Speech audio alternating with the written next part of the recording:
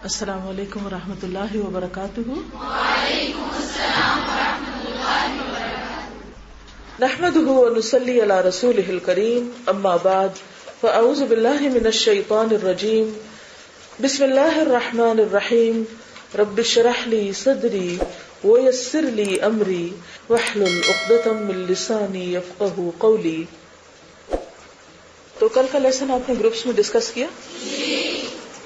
تو کیا بات سمجھ میں آئی آپ کو؟ واقع عفق سے ہمیں کیا سبق ملتے ہیں؟ بغیر تحقیق کے بات آگے نہ کی جائے۔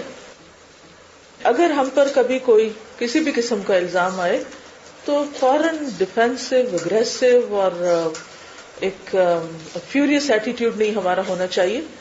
دوسرے کی بات کو تسلی سے سنیں، غور کریں اور اچھے موقع کا انتظار کریں جب آپ خود یا کوئی اور آپ کا دفاع کرے، جب دوسرے بات سنیں۔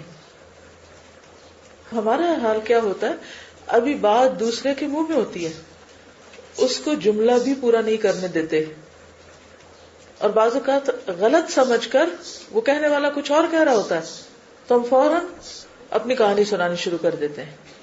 جی آپ فرمائیے۔ دوسروں کے بارے میں اچھا گمان بھی رکھیں اور بات بھی اچھی کریں، سوچ بھی اچھی، بول بھی اچھا۔ مومن کے دل میں غم ہو بھی عمل میں تو آتا ہے۔ حضرت عائشہ بہت رو رہی تھی اور پھر روتے روتے آنسو سوکھ گئے ان کے، لیکن یہ ہے کہ انہوں نے اس میں صبر سے کام لیا۔ اگر آپ اس پورے واقعے میں حضرت عائشہ رضی اللہ تعالی عنہا کی پرسنالٹی کو انالائز کریں تو ہمارے لیے اس میں بھی بہت سارے سبق ہیں۔ اس واقعے سے بھی پتہ چلتا ہے کہ جب انسان پر مشکل وقت آتا ہے تو سارے ہی ساتھ چھوڑ دیتے ہیں، اور پھر کیا ہوتا ہے، اللہ کے سوا کوئی بھی مددگار نہیں رہتا، انسان تنہا رہ جاتا ہے۔ اور جتنے بھی صدمے ہوتے ہیں زندگی میں، جتنے بھی حادثے ہوتے ہیں، جتنے بھی دکھ کے مرحلے ہوتے ہیں، ان سب میں یہ سیکھنے کی ضرورت ہے ہمیں کہ اصل مدد اللہ ہی کرتا ہے۔ اسی لیے نبی صلی اللہ علیہ وسلم نے ایک موقع پر رنج و غم کے ازالے کے لیے جو دعا سکھائی وہ کیا ہے؟ اللہ اللہ ربی لا اشرک بہ شیئا، اللہ ہی میرا رب ہے، اس کے ساتھ میں کسی ایک کو بھی شریک نہیں کرتی۔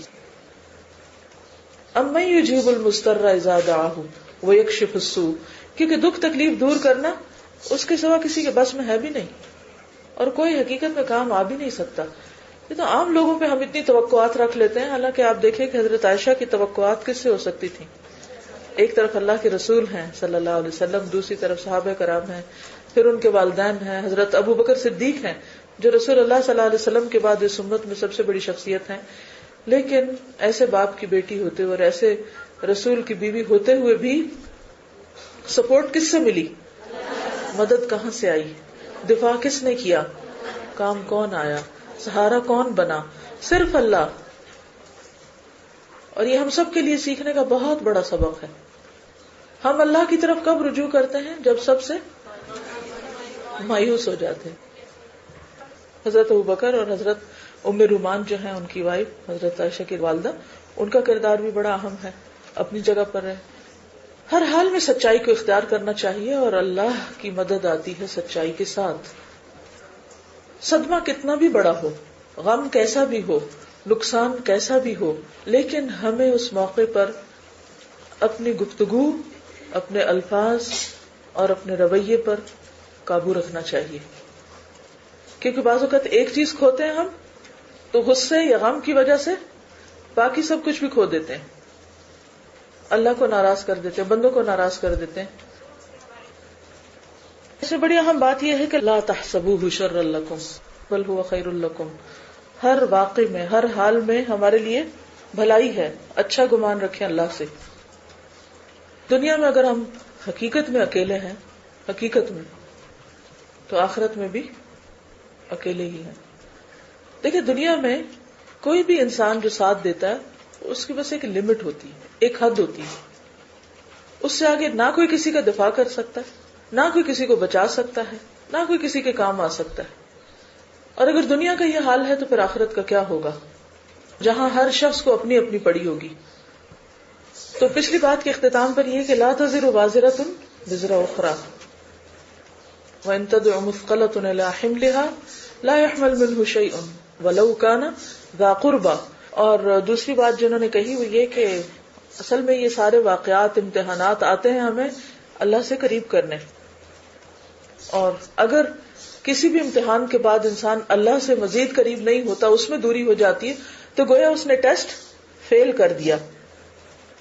یعنی ہر امتحان چاہے چھوٹا ہو یا بڑا، اس کے بعد ہم اپنے آپ سے ایک سوال کریں، کیا اس تجربے نے ہمیں اللہ سے قریب کیا یا دور کیا؟ ہم نے اللہ سے اچھا گمان رکھا یا اس سے بدگمان ہو گئے؟ ہم کہاں کھڑے ہیں؟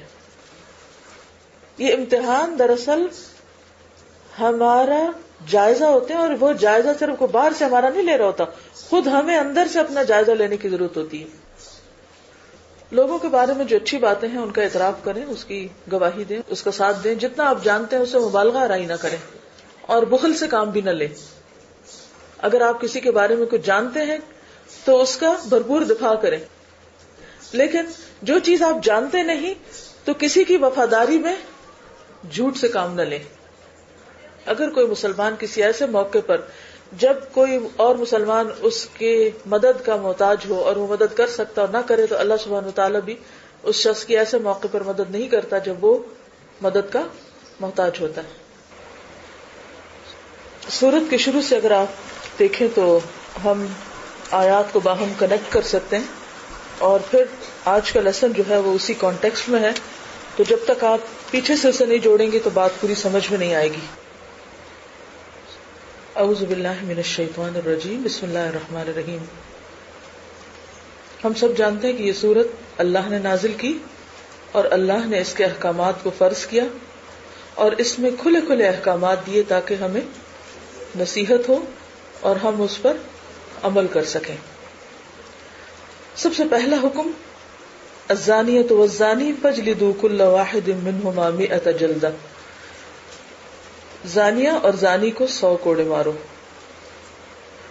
اور ان کو کوڑے مارتے ہوئے ان پہ ترس نہ کھاؤ اگر تم اللہ اور یوم آخرت پر ایمان رکھتے ہو۔ اور اس موقع پر باقی مومن بھی اس سزا کا مشاہدہ کریں تاکہ دوسروں کو بھی عبرت ہو اور زنا کی روک تھام کی جا سکے۔ تو بنیادی طور پر سب احکامات میں سے اہم اور بنیادی حکم کیا ہے؟ زنا کی روک تھام۔ یعنی اگر آپ دیکھیں تو فوکل پوائنٹ جو ہے وہ زنا ہے اور اس کا سد باب۔ پھر اگلی آیت میں آپ دیکھیے کہ زناکار مرد اور زناکار عورت جو ہیں انہیں کو باہم اکٹھا کیا گیا تاکہ ایسے لوگوں کا دائرہ تنگ کیا جائے، ان کو زیادہ آپشنز نہیں دی گئی۔ کیوں؟ تاکہ سوسائٹی میں یہ جراثیم عام نہ ہو۔ پھر یہ کہ جو لوگ کسی پر زنا کی تہمت لگائیں، خاص طور پر خواتین پر، تو ایسے لوگوں کو اپنے ساتھ گواہ لانے ہوں گے، ورنہ انہیں کو 80 کوڑے پڑ جائیں گے۔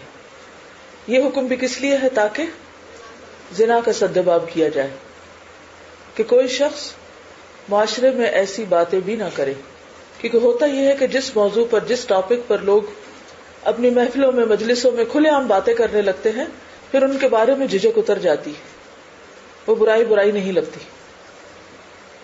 ہاں، توبہ کا دروازہ کھلا رکھا گیا اور اصلاح کی دعوت دی گئی۔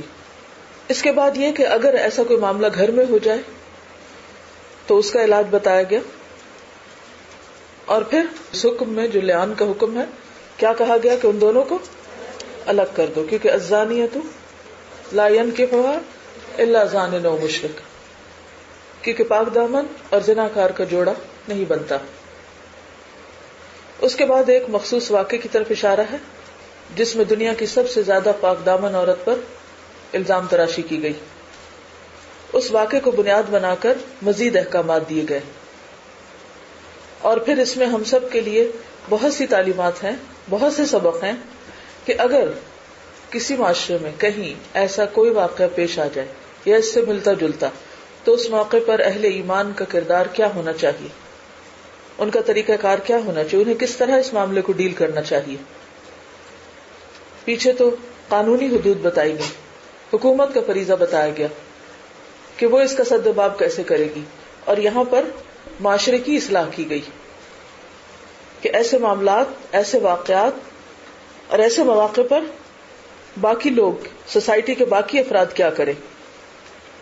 اور اس میں تمام تر باتیں کرنے کے بعد یہ کہا گیا کہ جب تم ایسی بات سنو جس پر دلیل نہ ہو، گواہ نہ ہو، تو کیا کرو؟ تردید کرو کہ سبحانک ھذا بہتان عظیم.